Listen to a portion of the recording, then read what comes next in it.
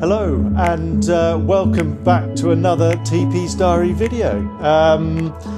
If you've been watching the channel, you'd know that I'm in the middle of doing a service on my 1995 XJS 4-litre Celebration.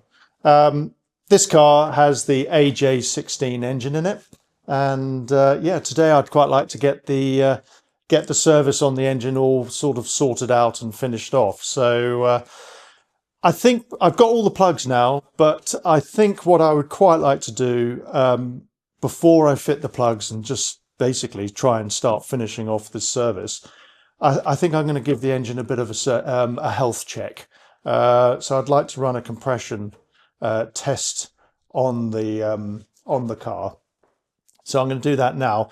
Some of the comments I've been getting have been brilliant, so please, yeah, keep those coming. I think the general consensus is yes, the gearbox mount is not serviceable anymore, so that needs to be changed. So I'm sort of in the process of getting those parts all ordered up. So, but one of the comments I had was, why do I have all this blue paper down in the spark plug holes? Simple answer is stop any rubbish falling down in there. It just protects them. Stop it while I don't have any plugs in there. I didn't want anything to fall down there, so that's the reason for that. Before I run the compression test on the engine, I just want to stop any fuel going into it. So I'm just going to go into the boot now and pull the fuse out for the fuel pump, which will stop any fuel then running into the engine, so I can run this this test. The fuse panel for this is, according to the manual, is located in the boot on the driver's side, so it's under here. And in the manual it actually says, and I mean, again, you can comment if you like and correct me if I'm wrong here, but it says the fuse, it's a 20 amp fuse, and it should be located at the front of this fuse panel, but on this car it's actually at the back in relation to the front and back of the car, because obviously I'm at the boot of the car. But anyway, let's just pull this 20 amp fuse, and that should be the fuel pump disconnected. Now the fuel pump's disconnected, just need a bit somewhere to write the results down, so you can either put this on a piece of paper, or I tend to put it on a bit of masking tape on top of the engine. Just makes life a bit easier. Take out all my little blue bits of blue paper. I don't want those in there.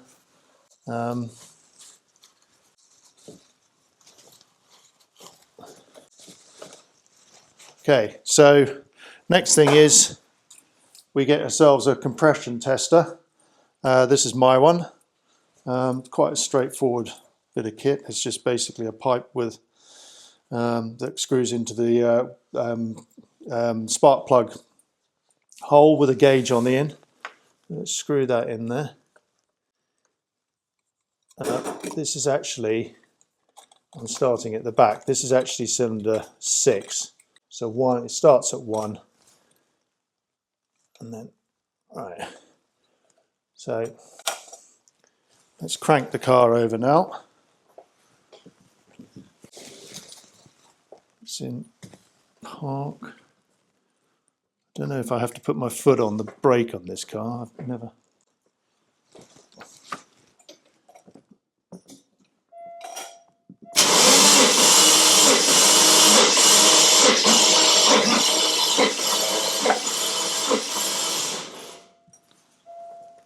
Okay. Get my Sharpie. So what's that?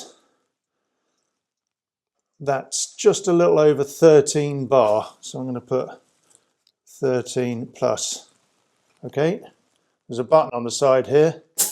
That's how you do that. So now just have to do the other 5 cylinders. That's all 6 cylinders done now. I put 13 plus here. I'm actually going to redo cylinder number 6 because cylinder number 1 is 13.5. The rest are all 14.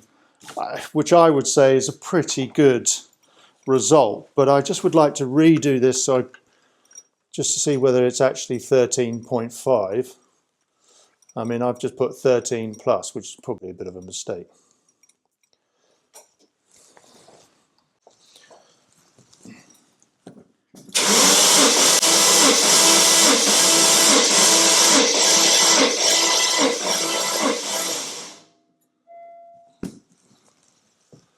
Yeah. So it's just, yeah, 13.5, just over, I would say.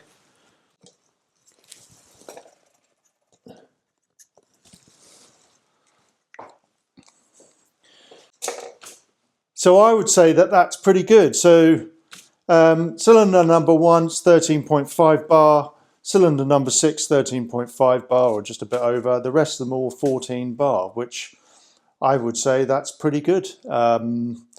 You know, so quite happy with that. I think the next thing I want to do is I'm just going to put the bore scope. I just like to have a quick bit of a look. I've got a bore scope here, or what's it called, an endoscope. What I'm going to do, I'm going to put this scope down into the engine, into one of the cylinders. I'd just like to have a bit of a look. So this is number 5, and I don't know if I'm picking this up, but if you actually look, pretty clean actually. The top of the piston hasn't got much carbon deposit build up on it. What about the, can I see? And look at that. I don't know if you can see. Perhaps I'll get my phone, see if I can get a bit of a closer look at it. Right, so is that picking it up? Perhaps. But what's amazing is that actually I can still see all the honing marks in the cylinder. Oh, hold on. Good idea if I hit the video record button, you know.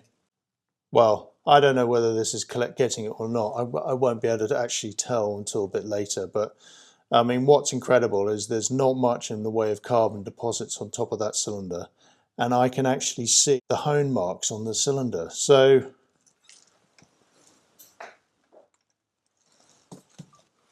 I would say that this engine is pretty healthy. The other thing is that these engines, the timing chains at the front, they say, are designed to last the length of the engine, 100, 150,000 miles, something like that. The way to sort of, or what you want to look out for, let's say, or the way to tell if they need to be changed, is on cold start, sort of for the first 2 to 5 seconds, whether or not there's any sort of whining, any clattering or any noise coming from the front of the engine. This engine, there isn't. I have a sneaking suspicion, given the compression ratios, they're all so even, the fact that this engine runs so smoothly, and given that there's no glazing on the bores, and we can see all those hone marks, I think this is in pretty good shape, this engine. So yes, well, let's get on and finish off the service now. So I'm going to get the plugs back in. What I quite like to do when I get new plugs for any car is I just check the gap. They're normally pretty good straight out the box, but I just like to check. So basically you just take your feeler gauge and you put your feeler gauge between the electrode and the edge of the spark plug. And like I say, that one's perfect straight out of the box. The other thing is I tend to put on a bit of copper slip onto each one before I put it in. It just prevents, with an aluminium head, it just prevents any anything, later on, the plugs sort of getting stuck in the head and that sort of stuff, and stripping threads, all of that sort of nastiness. So yeah, I mean, I generally use a lot of copper slip on everything, to be honest. Right, so there's a couple of other things that I got some comments on. I didn't explain myself very well on the brake fluid, when I was testing the moisture content, and so yes, I thought I'd explain that a bit more. Basically, from sort of 0 to 2% is I've actually written the figures down. So I wanted to get this right because it's actually quite important. So under 1%, like you saw in my fresh fluid, it's not actually fresh. I've used half of that, but that's 0.9% if you remember from the test that I ran, and so that's considered as sort of fresh. 0 to 2% is still good and it's absolutely fine. 2 to 3%. It's time for a change. You need to think about changing it, and anything above 3% you need to change immediately. The reason you have to do it is because it's sort of twofold, really. You don't want water in your brake system because it will corrode the system, corrode all the pipes and all your brake calipers, your master cylinders, etc., etc. But also, if you're pretty heavy on the car and you're driving a car, with a bit of enthusiasm, let's say, you do run the risk of the brake fluid boiling. So it is an important thing to do. So this one, over 4%, is absolutely in need of it to be drained. So I'm gonna do that, but it requires jacking it up and obviously sucking all the fluid out of the system. So I will do that at a later date.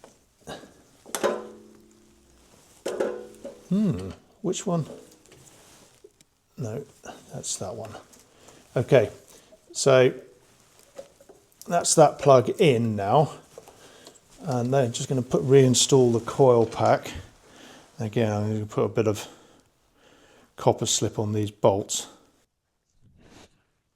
Bit too much on there. Right.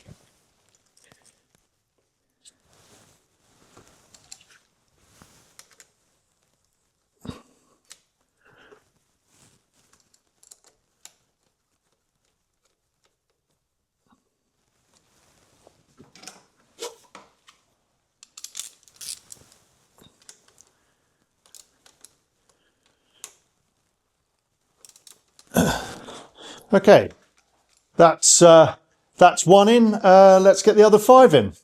There you go. All the coils, plugs in, all the coils back, all the coil packs back in the car. Just in case you're wondering, the front cylinder here is cylinder number 1, and the firing sequence is 1, 5, 3, 6, 2, and 4. So that's the firing sequence. So it's 1, 5, 3, 6, 2, 4. So that's the firing sequence of this engine. So let's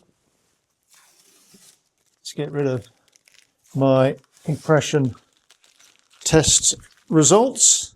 Okay, so the last bit I've got to do in terms of this is just put the cover back on,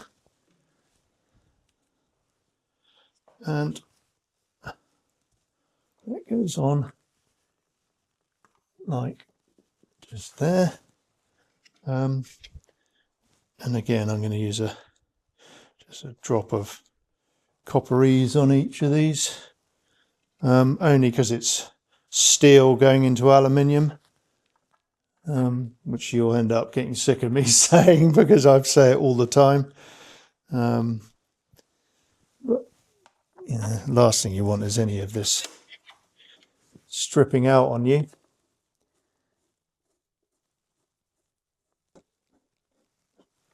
So, don't know why I've got the extension on there. Don't really need it. So that's the plugs done. Next job is the two belts on the front of the engine. Air conditioning pump belt and the alternator belt. So I've already taken the old belts off, and I've flushed and drained the radiator now. So I didn't see any point in really showing you how I was taking the parts off. It's probably more interesting to see it all go back together. But anyway, so let's get the belts on now. Also, I'm not going to go through what the part numbers for these are, because actually you can just order these from companies like Ben. Well, Simply Performance. Ben at Simply Performance will help you out. So just give him a buzz and he'll give you all the parts that you need to do this job. So right, let's get these belts on.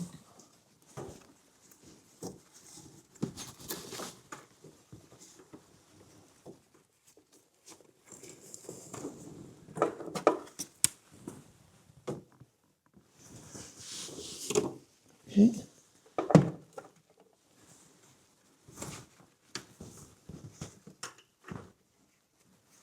Now these belts, you don't want to do them up too tight.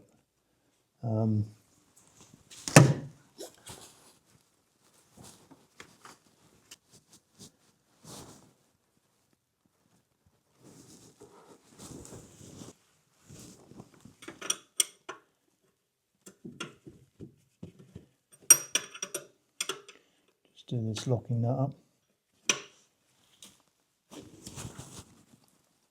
Okay. Now, what I have to do is do. And there's a big bolt underneath, so I've got to do that up from underneath. Right, let's get this. Let's get this air box on now.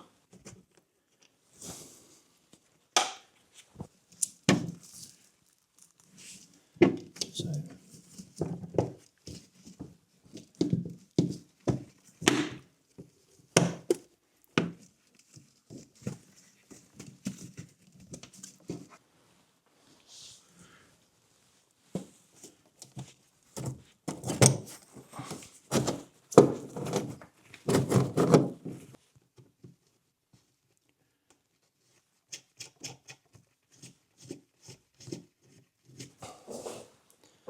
This pipe, yeah, just pushes it.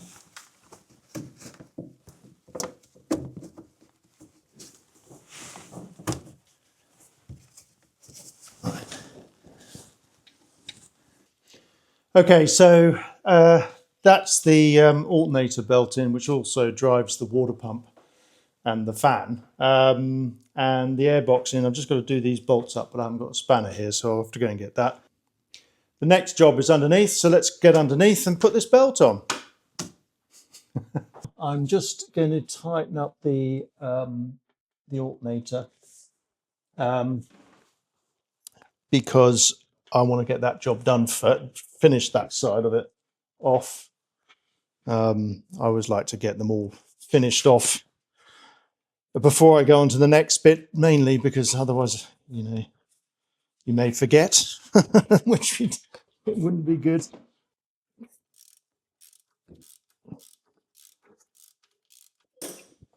Okay, so that is the alternator done. So that's all the belts on. I had a slight issue with recording the tensioning of the air conditioning pump belt, but you get the idea. It's exactly the same as the alternator. I've had a comment. I've had another comment. So I was being asked what I used to flush the engine, and I used liquid moly engine flush for that one.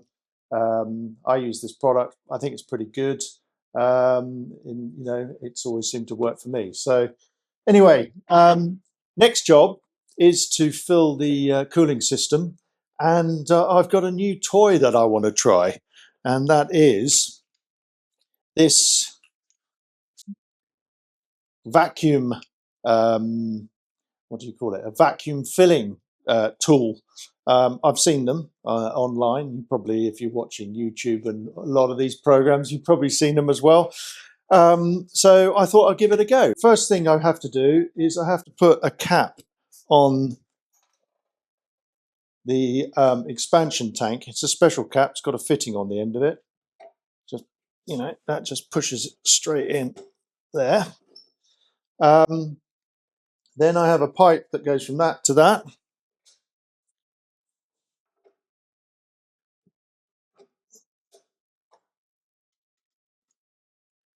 Like so. So the other thing is I've got 10 litres of antifreeze here. This engine should take between 10 and 12 litres. So I've got 10 litres. It's mixed. It's an ethylene blue glycol antifreeze mixed at a 50-50 ratio. So I've got a bucket of that right here. What I have to also do is take this pipe, submerge it and fill it with fluid, with antifreeze. So let's get that done now. And then we need an airline. So I now plug that airline into here.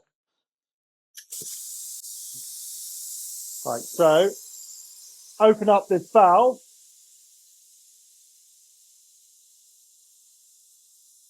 And what we're doing now is creating a vacuum in the system.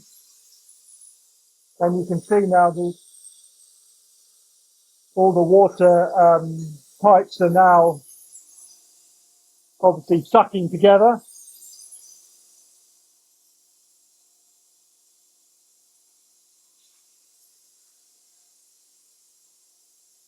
I'm going to stop it there. So I'll just wait for the compressor to stop. What's quite good is you can also see whether there's any leaks with this tool. Like I said, it's the first time I've used it, so I'm hoping it's going to be good.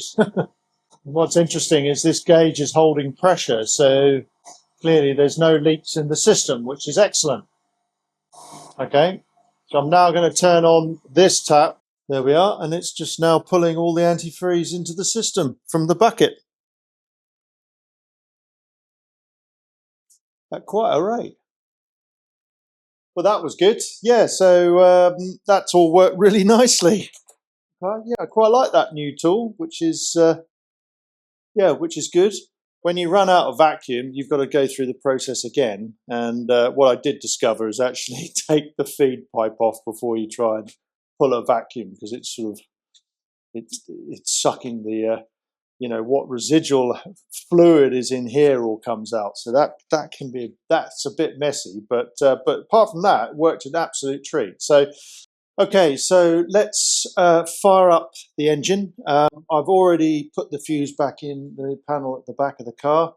So let's get it fired up, and it should, hopefully, everything should be fine.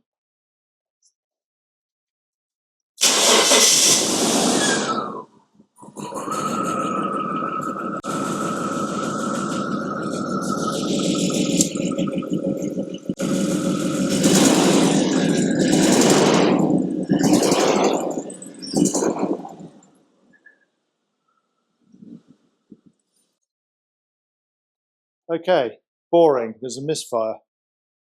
It wasn't misfiring before. Right, let's get this rocker cover off. Get this, not rocker cover. Let's just get this cover off.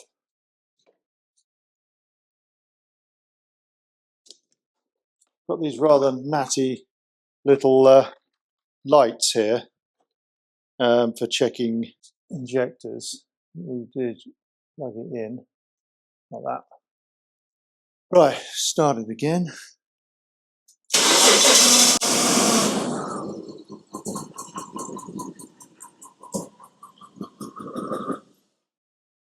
It's not number one.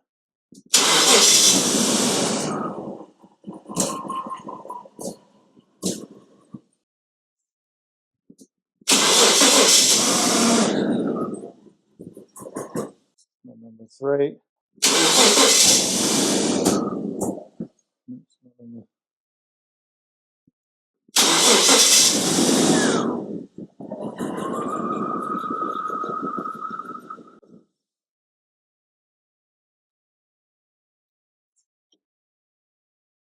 The question is it run worse?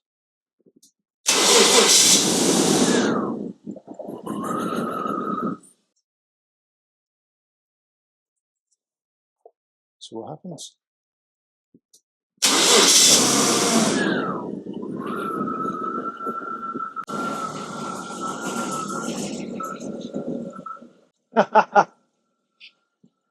So I did. I accidentally put these in the wrong way around.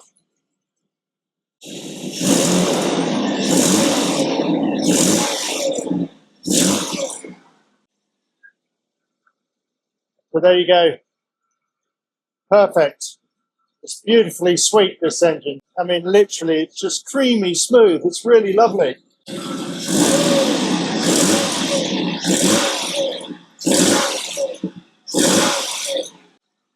Okay. Okay.